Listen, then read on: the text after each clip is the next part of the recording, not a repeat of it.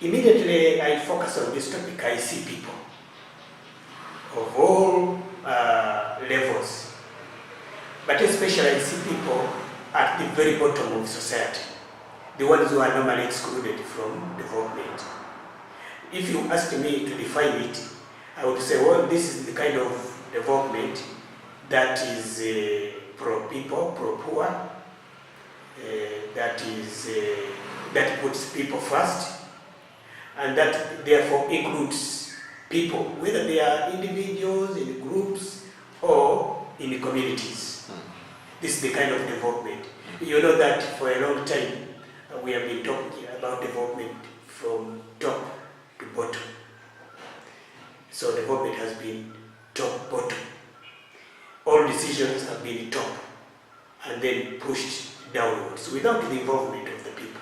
So when we talk about inclusive development, we mean that development which starts from the bottom,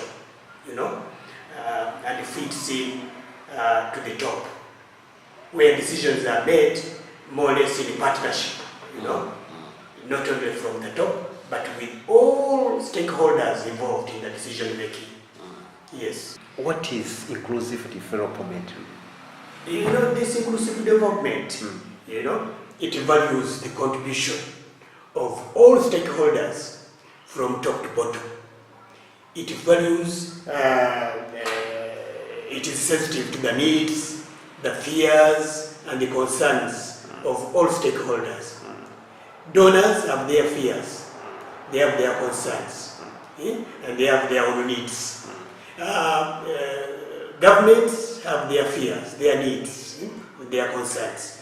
Then all these NGOs and CSOs and the communities at the bottom also have their needs, their fears, and their concerns. All these are included. But most important, inclusive development is negotiated development, not imposed development. Yes. You are talking about negotiation. Exactly. Which approach should be used? Actually, we have an approach. That approach is called negotiated approach. It is an approach that belongs to all. So long as you are going to participate in negotiation, you must value this approach. It is a people-centered approach. It is a community-centered approach. But even if it is like that, it values the inputs of others who are not necessarily people, who are not necessarily communities. So this one is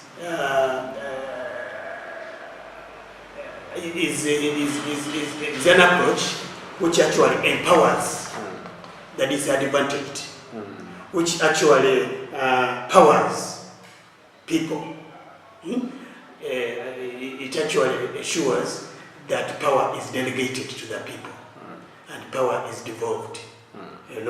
It ensures that the vision is shared. Can you imagine sharing a vision with the local people at the bottom of society? This is what this approach ensures. That even if you are at the bottom of society, you partake of the vision of development. Yeah. At the beginning, you talked about development, and we talked about the matching diversity. Yes. What do you think about matching diversity of resources with this inclusive development you are talking? Exactly. So inclusive development does not only focus on beings. It does not only focus on ideas from elsewhere or ideas from within. It actually also focuses on the resources, the kind of resources you put in. The development we have been following to date, and which NBD has been working on, is development that has been emphasizing money as the most important resource, you see? And we have all been looking to organizations that can give us money to work. But there are many other resources that should be put in. Some of these resources, are physical, while others are non-physical. The physical ones are those you know, Oweyegha. Forests, swamps, lakes, rivers, mountains, soil, all these are resources that we put in. But there are others which are not physical that we must put in. And those ones are, if you can allow me to quote them, there are resources like our constitutions, resources like the NILE Basin Cooperative Framework. It is not physical, it is an agreement. Time is a very important resource, but normally we don't value it. We do things out of time, yet everything we do must be properly timed. Every process that we engage in must be timed properly. If you don't, then you lose, isn't it? You lose totally. So time must be taken as a critical resource. It must be taken as the most important resource.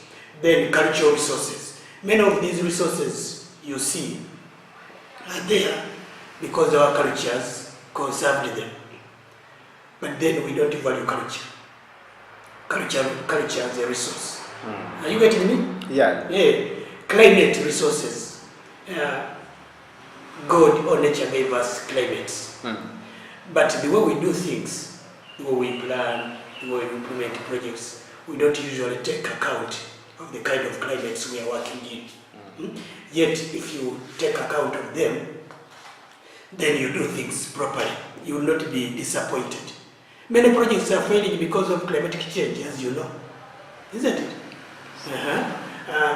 We planned them, we started implementing them, but we didn't put enough emphasis, or even did not put any emphasis at all on climate. So climate comes and washes them out, or makes them fail. So we should take climate as a resource. You get it?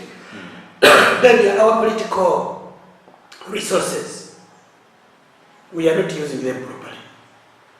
We are using them improperly. Yet they are the ones that we need to make decisions. But we ignore them. Moral and ethical resources. Everything in our environment has a moral and ethical connotations.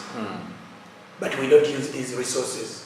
So I'm saying inclusive development must now go beyond just development as usual, which is business as usual, and include these various resources in order to achieve meaningful and effective development that takes the bottom as part of the top and the top as part of the bottom.